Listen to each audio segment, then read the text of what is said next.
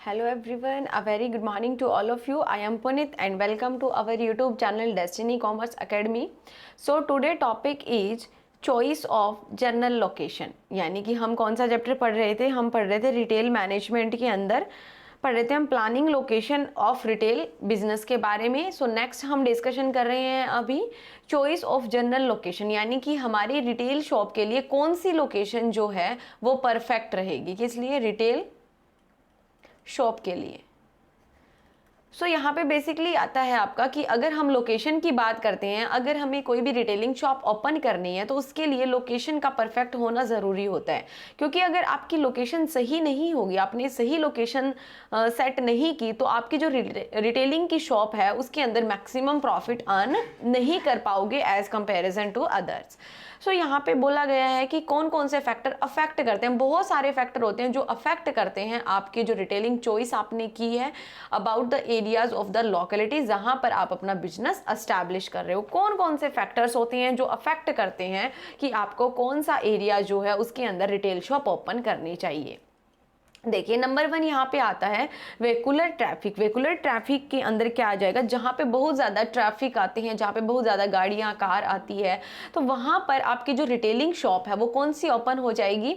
Like मान लीजिए कि इन्होंने यहाँ पे बोला हुआ है लाइक कार वॉशिंग की, कन्वीनियंस स्टोर जो कि कार से रिलेटेड होती है, वो जो ट्रैफिक से रिलेटेड जो भी आपकी रिटेलिंग शॉप आप ओपन करना चाहते हो वो आप वहाँ पे कर सकते हो. इसने बोला कि जैसे कि आपके numbers of vehicle that pass, बहुत सारे व्हीकल है वो आपका जो एरिया है वहाँ के पास से जा रहे हैं. देन नेक्स्ट आता है आपका, देखिए आप नंबर 2 पे आ जाएगा यहाँ पे पेडेस्ट्रियन ट्रैफिक. ये आता है, इसकी हिंदी होगी आपकी पैदल यात्री. पैदल यात्री ये इम्प्लाई कहाँ पे होगा? जहाँ पे बहुत सारे जो लोग हैं वो स्ट्रीट के नीचे से जा रहे हैं या ऊपर से जा रहे हैं या साइड से जा रहे हैं, जहाँ पे लोग पैदल ज़्यादा चलते हैं, ट्रैफिक के अंदर नहीं चलते हैं, तो वहाँ पे आपका जो रिटेल शॉप होगी वो आपको ऐसी ओपन करनी होगी वहाँ के एरिया वाइज के अकॉर्डिंग कि वहाँ के जो लोग हैं वो कैसे हैं, पॉपुलेशन कैसी है, कैसे वो चीज़ों को पसंद करते हैं, उसके रिगार्डिंग आपको शॉप वहाँ पे ओपन करनी होगी. तो ये भी डिपेंड करता है कि आपकी जो रिटेल शॉप है वो कैसी होगी. जहाँ पे पैदल यात्री जा रही है तो वो उसके अकॉर्डिंग आपको ओपन करनी पड़ेगी. ओके, लाइक इन्होंने बोला कि यहाँ पे देखिए जैसे कि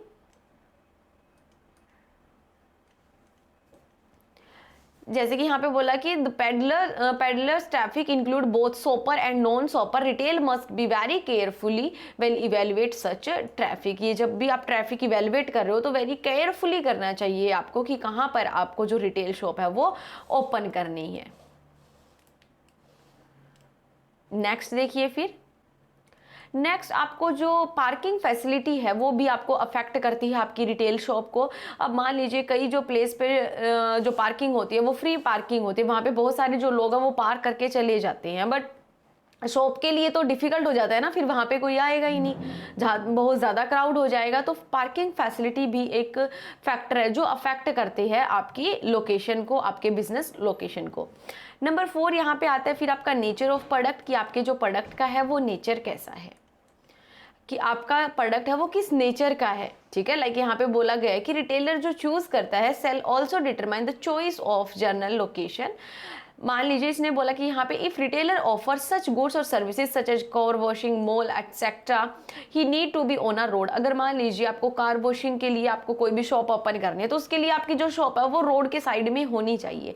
और अगर मान लीजिए कोई अदर सामान, मान लीजिए जो हमारे जो परचून की शॉप होती है जहाँ पे थोड़ा थोड़ा सारा सामान लेके जाते हैं कंज्यूमर, घर के लिए सामान लेके जाते हैं, तो वहाँ का नेचर कैसा है वो आपकी यहाँ पे होनी चाहिए. जहाँ पे लोग रह रहे हो, अगर वहाँ पे आपकी शॉप रिटेल शॉप है तो वो आपकी बेटर चलेगी. लाइक मान लीजिए कोई भी केमिस्ट की शॉप है वो अगर हॉस्पिटल के पास हो तो बेटर चलेगी. सो आपका जो प्रोडक्ट है वो किस नेचर का है उसी के अकॉर्डिंग आपकी रिटेल शॉप ओपन होनी चाहिए. नेक्स्ट आता है फिर नंबर 5 पे यहाँ पे availability of the workforce. Availability of workforce का मतलब क्या हुआ यहाँ पे, जहाँ पर आपकी रिटेल शॉप है वहाँ पे आपको इजीली अवेलेबल हो जाए मैन पावर, लाइक सेल्समैन हो गया, अकाउंटेंट हो गया, कैशियर हो गया, एटसेट्रा। ट्रांसपोर्टेशन की भी फैसिलिटी होनी चाहिए ताकि जो कस्टमर है वो आपकी शॉप पे आ सके, जा सके। लोकल बसेस की आपकी फैसिलिटी होनी चाहिए ताकि अगर किसी को भी कोई भी सामान की रिक्वायरमेंट पड़े तो वो आपके शॉप से इजीली टेक आउट कर सके। नेक्स्ट आता है पॉपुलेशन डेंसिटी। अब नंबर 7 पे हम पढ़ते हैं पॉपुलेशन डेंसिटी के अंदर। देखिए पॉपुलेशन डेंसिटी भी अफेक्ट करती है हमारी रिटेल शॉप को किस तरीके से कि number of person living in the area, कितने लोग आपके एरिया में रहते हैं। सो इसने बोला हुआ कि अगर मान लीजिए ज़्यादा लोग अगर आपके एरिया में रहते तो आपकी रिटेल शॉप है वो ज़्यादा प्रॉफिटेबल होगी, ज़्यादा आपके कस्टमर होंगे, ठीक है। अगर कम है तो प्रोस्पेक्टिव जो बायर है वो क्या होंगे, कम होंगे। नेक्स्ट आता है फिर कॉस्ट ऑफ प्रॉपर्टी। जहां पर आप रिटेल शॉप ओपन कर रहे हो उसकी कॉस्ट क्या है प्रॉपर्टी की, क्या अफोर्डेबल है या नहीं है। अगर अफोर्डेबल है तो आप वहां पे शॉप ओपन करते हो, अगर अफोर्डेबल नहीं है तो ओपन नहीं करते हो। नेक्स्ट आता है फिर लेवल ऑफ कंपटीशन। जहां पर आपने शॉप ओपन की है, रिटेल शॉप ओपन की है, वहां पर कंपटीशन कितना है। ओके एक तो मान लीजिए कि आपने वहां पे शॉप ली, ओपन की है और वो एक कॉस्टली प्रॉपर्टी और वहां पे कंपटीशन भी बहुत ज्यादा, तो वो वहां पर आप सरवाइव ही नहीं कर पाओगे। सो यहाँ पे इफेक्ट करता है आपका लेवल ऑफ कंपटीशन। नंबर 2 आता है साइज ऑफ टारगेट मार्केट, क्या है वो भी अफेक्ट करती है। लॉ, रूल एंड रेगुलेशन, जैसे कि वहां के एरिया, जिस एरिया में आप अपनी रिटेल शॉप ओपन कर रहे हो वहां के लॉ क्या है, रूल एंड रेगुलेशन क्या क्या है, वो भी अफेक्ट करते हैं आपके रिटेल शॉप को। नेक्स्ट देखिए फिर यहाँ पे नंबर 12 आता है सर्वाइवल कॉस्ट। ओके यानी कि जो आपकी ऑपरेटिंग कॉस्ट है, डेली रेगुलर के जो भी आपकी कॉस्ट आती है, क्या आप उसको सर्वाइव कर पा रहे हो, नहीं कर पा रहे हो। It include cost of rent, human resources, skilled, unskilled, electricity, transportation etcetera. Income level, income level के अंदर क्या आएगा यहाँ पे, income level is another determinant in case of choosing a retail location. यानी कि वहां के लोगों की परचेजिंग पावर क्या है, इनकम लेवल क्या है, डिपेंड करता है। अब मान लीजिए आप सेक्टर के अंदर चले जाइए, वहां पे जो परचेजिंग पावर है, इनकम लेवल है वो हाईएस्ट है, और अगर आप गांव के एरिया में जाते हो, किसी टाउन में जाते हो, तो वहां पर भी इनकम पावर क्या मिलेगी, कम मिलेगी as comparison to the sector. Next strategy आती है आपकी, फिर नेक्स्ट स्ट्रेटजी आएगी आपकी मर्चेंडाइजिंग।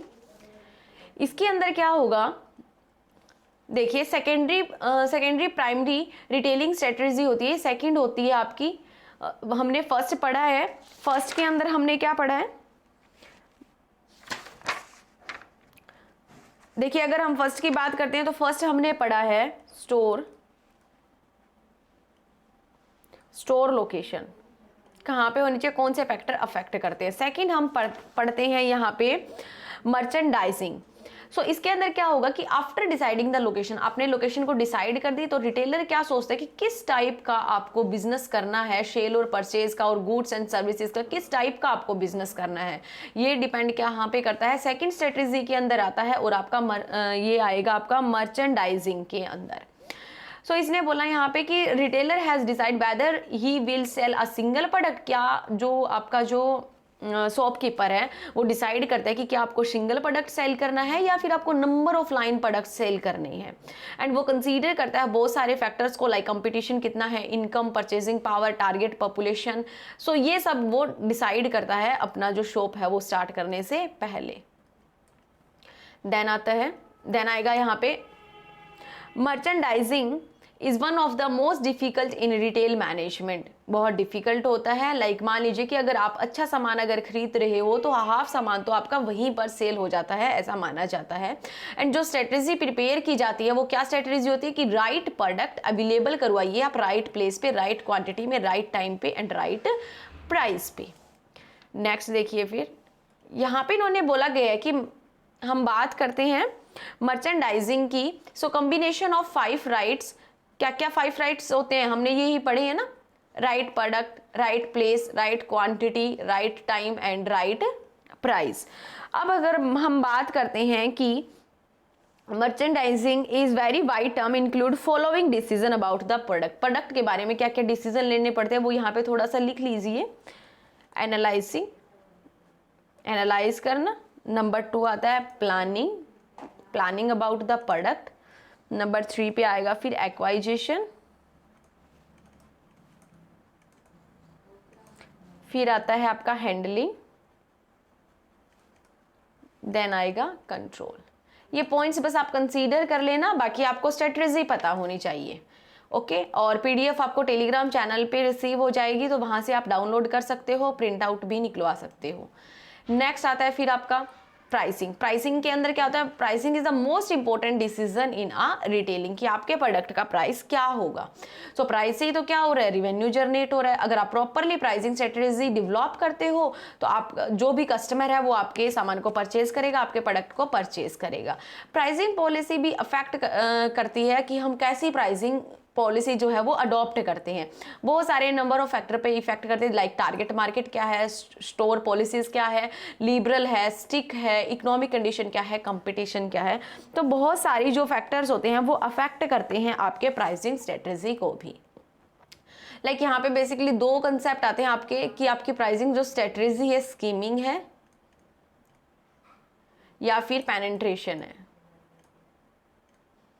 पेनिट्रेशन, स्कीमिंग के अंदर क्या होता है, स्कीमिंग के अंदर जब प्राइसिंग हाई टू लो जाता है और पेनिट्रेशन में लो टू हाई जाता है।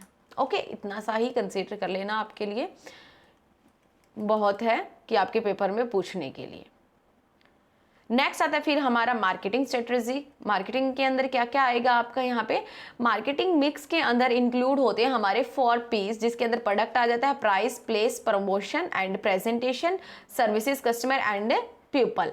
इसके अंदर होता है कि एक जो रिटेलर होता है वो किस तरीके से अपना जो प्रोडक्ट है उसकी मार्केटिंग करेगा, यानी कि communicate with the customer, customer के साथ वो किस तरीके से कम्युनिकेट करेगा, किस तरीके से वो डिलीवर करेगा सेम प्रोडक्ट के बारे में, फीचर्स के बारे में बताएगा, उसको प्रमोट करना एटसेट्रा। ये सब बताने को हम क्या बोलते हैं, मार्केटिंग मिक्स बोलते हैं, जहां पर आपका इंक्लूड होता है product, price, place, promotion, presentation, consumer services and people.